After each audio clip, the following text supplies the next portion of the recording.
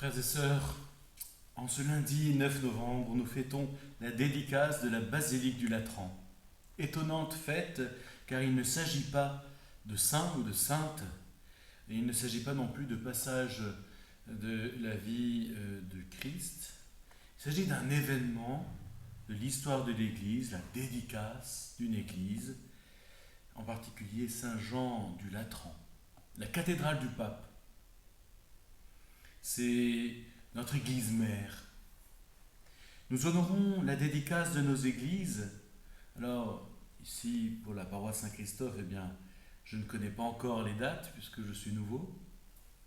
Il y a la chapelle Saint-Christophe, l'église Notre-Dame de Bonne Nouvelle, l'oratoire de la Divine Miséricorde. Je ne connais pas encore les dates, mais ces églises ont été consacrées, destinées au culte. Et nous avons aussi la vénération de la fête de la cathédrale diocésaine, l'église mère pour nous, à Vannes. Et puis, pour l'église universelle, Saint Jean du Latran, fêtons aussi Sainte Marie Majeure. Pourquoi faisons-nous ces fêtes? Eh bien, c'est signe de dévotion envers notre église. Pas seulement une église de pierre, bien sûr, mais symboliquement.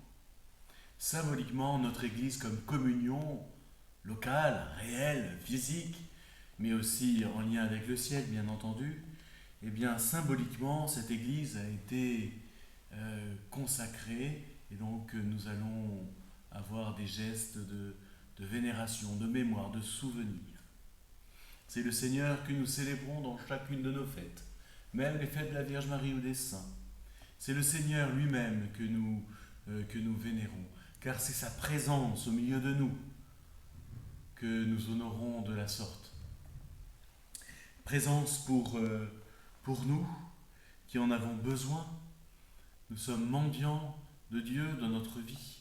Nous avons besoin de ces signes, nous avons besoin de Dieu lui-même d'abord, puis des signes extérieurs de communion, des signes de beaux bâtiments, de belles églises, et puis évidemment avec un père, notre évêque, et parmi les évêques, Pierre, le successeur de Pierre. Alors, donc aujourd'hui, on a fête mémoire de cette dédicace, l'église Saint-Jean du Latran. Eh bien, c'est un signe pour nous de dévotion envers le successeur de Pierre.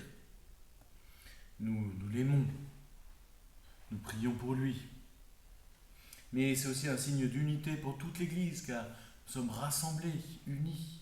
Même si nous ne sommes pas à Rome, eh bien, nous sommes en communion. Ainsi, l'Église se fortifie. Quand nous prenons conscience de la réalité de l'Église, que nous prions les uns pour les autres, eh bien, il y a quelque chose en nous qui grandit du mystère du Christ. Car Jésus a voulu l'Église. Il a voulu qu'il y ait Pierre. Il a voulu qu'il y ait chacun des successeurs. Il a voulu que tous nos diocèses existent, nos paroisses.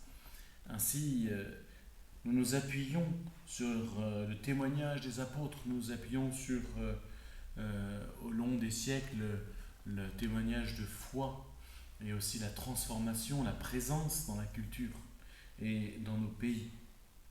Prions pour notre Église, prions pour notre Saint-Père. Il faut rendre grâce comme un don, c'est un don reçu de Dieu.